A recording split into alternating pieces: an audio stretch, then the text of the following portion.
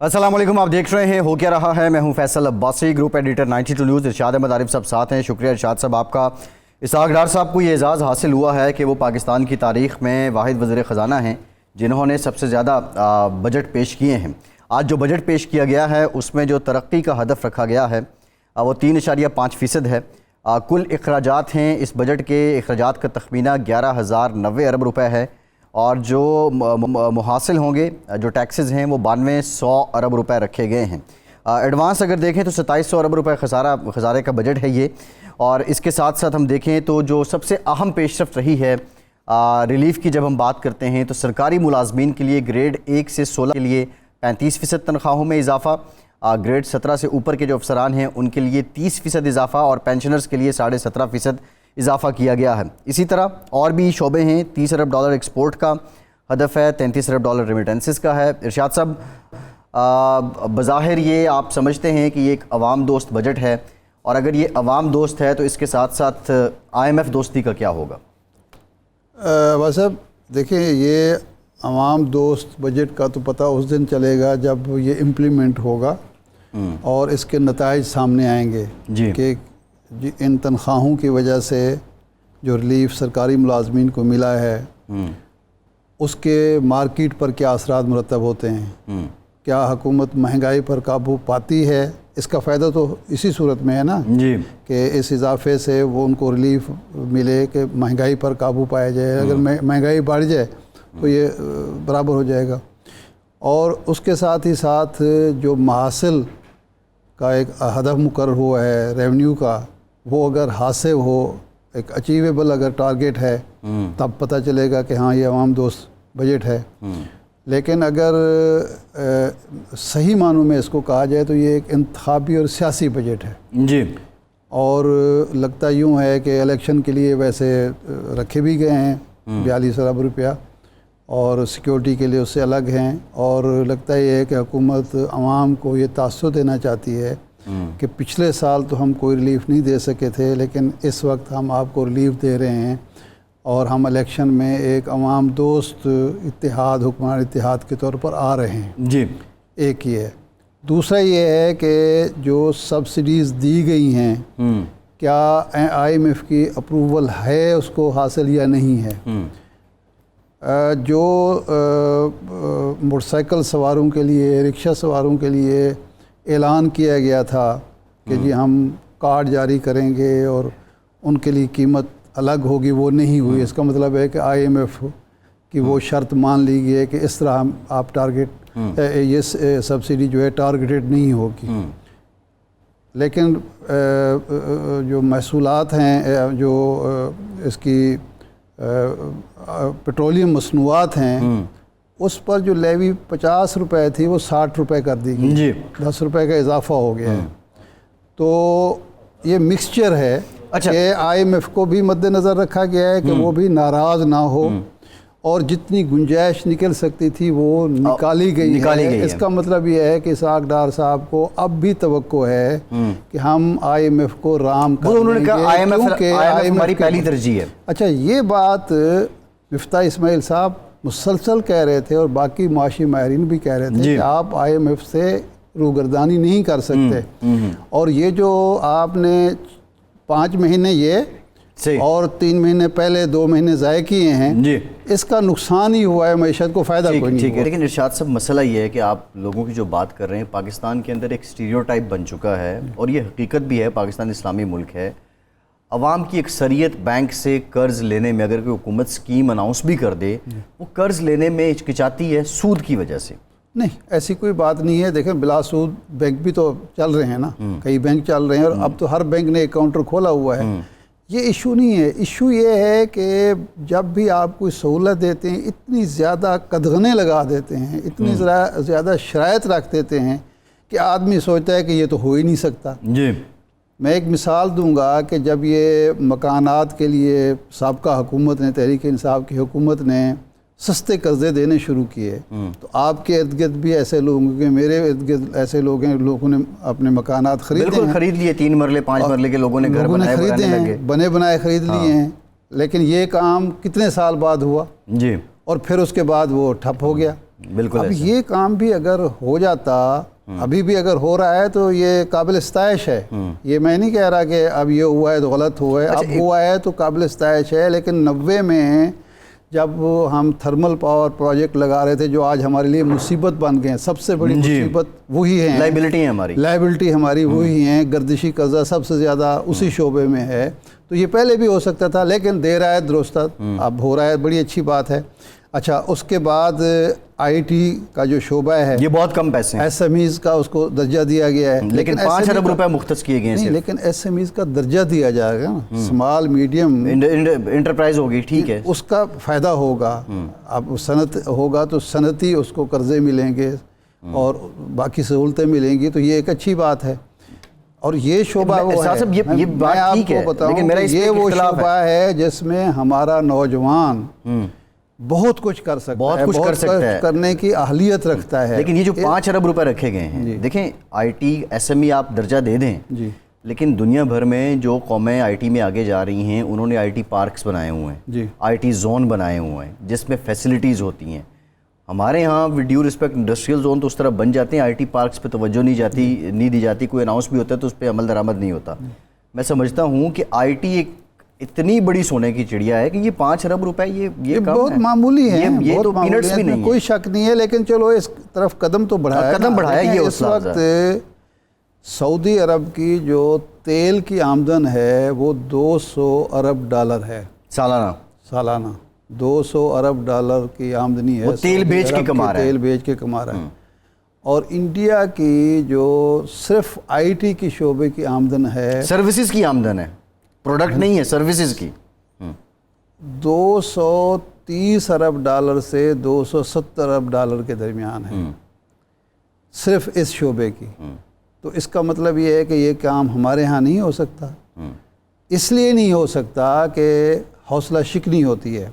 ہمارے ایک دوست ہیں، ان کے ایک صاحبزادے نے یہ کام شروع کیا تو سعودی عرب میں اس نے ایک نمائش رکھی تو دنیا کی کوئی 200 کمپنیز، امریکہ، یورپ، وہاں پہنچ گئیں، اس میں حصہ لیا انہوں نے. ان کو بہت بڑا ایوارڈ دیا ہے سعودی گورنمنٹ نے. امریکہ نے ہاتھوں ہاتھ لیا اس نوجوان کو.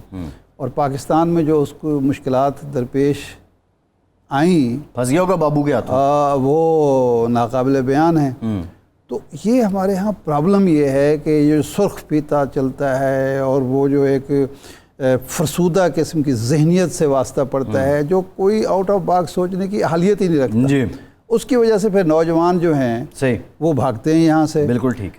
پاکستان یعنی آپ دبئی کی ترقی میں اگر صرف پاکستانی افرادی قوت کا تناسب دیکھیں تو حیران رہ جائیں. لیکن وہ ہمارے ہاں کچھ نہیں کر سکتے، وہ وہاں جا کے ہو سکتا ہے. تو یہ لیکن اب حکومت نے اس طرف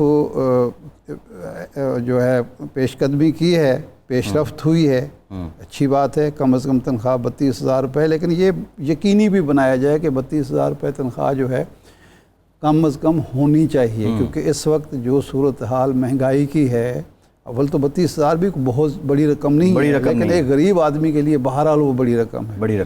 لیکن اب حکومت کا یہ فرض بنتا ہے کہ وہ اس کو یقینی بنائے. لیکن بنیادی چیز جو ہے وہ یہ ہے کہ جب تک پالیسیوں کا تسلسل نہیں ہوگا، جب تک لوگوں کو یہ یقین دہانی نہیں ہوگی اور یہ اعتماد نہیں ہوگا کہ یہ صرف لفظوں کی جادوگری نہیں ہے بلکہ ان پر عمل بھی ہوگا اور یہ تسلسل بھی ہوگا، اس وقت تک کچھ نہیں ہوگا. اور ایک پہلو جس پر اسحاق ڈار صاحب نے باتیں کی ہیں، اصل یہ ہے کہ بیرونی سرمایہ کاری کتنی آ رہی ہے اور اس کے لیے ماحول کتنا سازگار ہے. اگر حالت یہ ہو کہ پاکستان کا اپنا سرمایہ کار یہاں انویسٹمنٹ کے لیے تیار نہ ہو، پیسہ روک کے بیٹھا ہوا ہو، 100 قسم کی شکایات کر رہا ہو. اب ہم کل 2-3 روز سے یہی شکایتیں سن رہے ہیں. بالکل ایسے ایگزیکٹلی.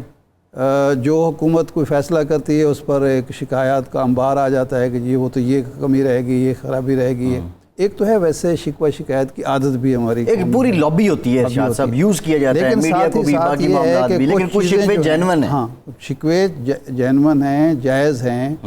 آخر دیکھیں صرف مراعات دینے سے سرمایہ کار نہیں آئے گا, اس کو گارنٹیز بھی چاہیے. اور گارنٹیز کیا چاہیے؟ پالیسی کو تسلسل, انوائرمنٹ, ماحول ایسا ہونا چاہیے. یہ نہیں ہے کہ آپ ایک انڈسٹری لگانا چاہتے ہیں, 10 کروڑ روپیہ خرچ کرنا چاہتے ہیں اور 27 محکمے جو ہیں وہ پہنچ جاتے ہیں اپنا حصہ وصول کرنے کے لیے. سہولت ایک بھی نہیں دے رہے, اس نے سیکیورٹی بھی ریاست نہیں دے رہی, اپنے سیکیورٹی گارڈ رکھنے ہیں. جی ٹھیک ہے نا جی, بالکل ایسے. بجلی اس نے جو خریدنی ہے وہ دنیا کی مہنگی ترین بجلی خریدنی ہے.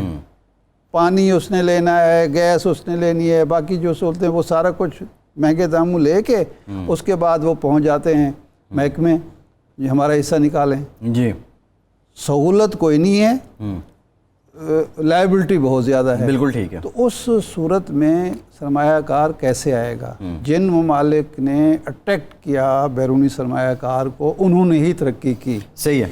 آپ تحفظ دیں ان کو, پالیسیز کا تحفظ بھی, جان مال کا تحفظ بھی ہونا چاہیے. یہ نہیں ہے کہ جناب بطہ خور بتے وصول کرنے پہنچ جائیں, سرکاری محکمے جو ہیں صرف وصولی کے لیے بیٹھے ہوئے ہیں. اس کے علاوہ جو سب سے بڑی بات ہے وہ ہے بے یقینی کا خاتمہ. یہ ایک اہم سوال ہوگا. یہ تو اب طے ہو گیا کہ یہ ایک انتخابی بجٹ ہے جی, اور اچھا کیا ہے حکومت نے 42 ارب روپے بجٹ کے لیے اور 15 ارب غالباً اس کی سیکیورٹی کے لیے رکھ دی ہیں.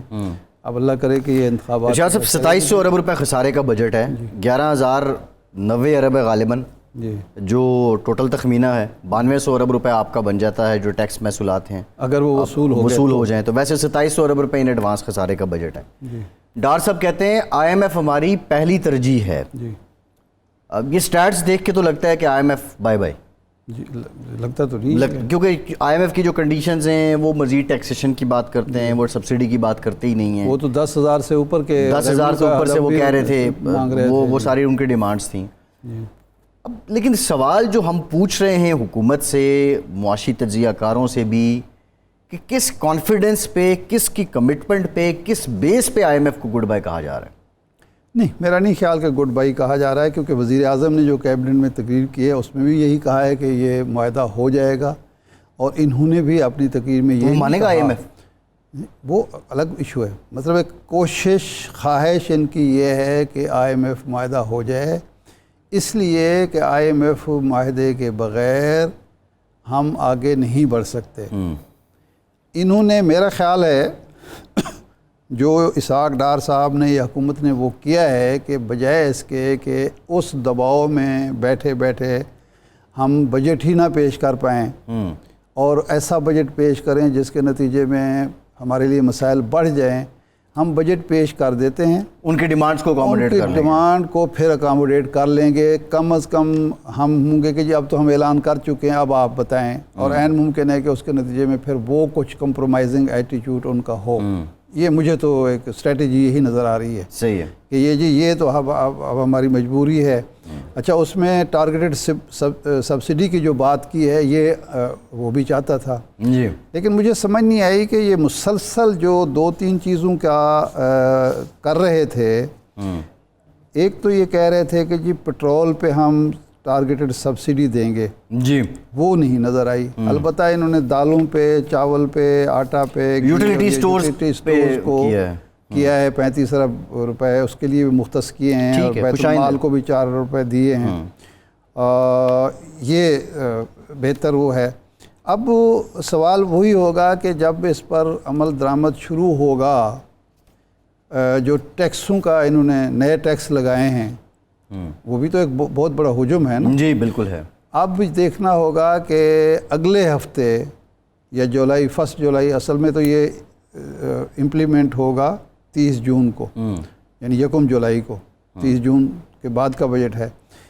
اب جب امپلیمنٹیشن ویسے تو آج سے شروع ہو جائے گی, لیکن قانونی طور پر آج جو ٹیکس لگا ہے وہ وصولی کل سے شروع ہو جائے گی. بالکل ٹھیک ہے. دیکھنا یہ ہوگا کہ اس کا امپیکٹ جولائی میں کیا ہوگا. جی, اس کے بعد یہ فیصلہ ہوگا کہ یہ بجٹ جو ہے عوام دوست ہے, یا صرف الفاظ کی شعبدہ بازی ہے، زمینی حقائق سے کتنی مطابقت رکھتا ہے، ہم جو وسائل اپنے اندر سے پیدا کرنے کی اہلیت صلاحیت ہم میں ہے یا نہیں ہے، اور ہم انویسٹمنٹ کو، سرمایہ کاری کو کتنا پرکشش بنا رہے ہیں۔ جی بنیادی چیز یہ بالکل ٹھیک کہ کیا اندرونی سرمایہ کار اور بیرونی سرمایہ کار جو ہے وہ اٹریکٹ ہوتا ہے یا نہیں ہوتا۔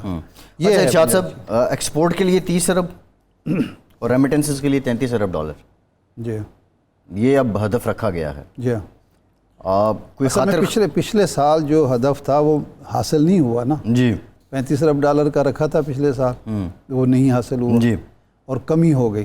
ریمیٹنسز میں تو میرے خیال 27 ارب ڈالر ہمیں حاصل ہوئے۔ جی 1 ارب ڈالر جو ہے نا وہ نسبتاً ہمیں کم وصول ہوا ہے۔ میرے خیال زیادہ، ایک سے بھی زیادہ ہے، نہیں سوری 3 ارب ڈالر، ہمیں 30 ارب تھا تو وہ کم ہوئے۔ تو اب ہم نے اس لیے یہ تھوڑا سا انہوں نے حقیقت پسندانہ یہ میرا سوال جو ہے تھا، نا، اب ترقی کی شرح 3.5% رکھنا، آئی تھنک یہ حقیقی ہے بات، 0.29% پچھلے سال انہوں نے غیر حقیقت 5% پسندانہ کیا تھا، 5% رکھی تھی، اور حاصل جو ہے وہ 0.29 منفی گروتھ ہوئی نا جی۔ لیکن مجھے ارشاد صاحب سمجھ نہیں آ رہی 2700 ارب روپے ایڈوانس خسارہ، پھر اگر ٹیکس بھی پورا وصول نہیں ہوتا تو یہ تاریخی خسارے کا بجٹ بن جائے گا۔ نہیں میرا مطلب ہے اس کو دیکھیں نا، یہ تو مجموعی آپ دیکھیں گے نا، صرف آپ آمدنی اور اخراجات کو نہیں کریں گے، اس میں آپ ریمیٹنسز کو بھی ڈالیں گے۔ کوئی اگر نئی انویسٹمنٹ یہاں آتی ہے، اس سے ہمیں ہمارے ممکن ہے ریونیو کا ٹارگٹ زیادہ ہم کرنے کی کوشش کریں، وہ تو بعد میں جا کے ہوگا۔ بنیادی چیز یہ ہے کہ اس دفعہ پچھلے سال کے مقابلے میں چونکہ پچھلے سال کے اہداف حاصل نہیں ہوئے جی، تو اس سال انہوں نے تھوڑا سا حقیقت پسندی کا مظاہرہ کیا ہے، جی، اور یہ نہیں ہے کہ ایک ٹارگٹ ایسا مقرر کیا جائے جو اچیویبل نہ ہو۔ جی بالکل ٹھیک، اچیویبل ٹارگٹ مقرر کیا بالکل ٹھیک ہے۔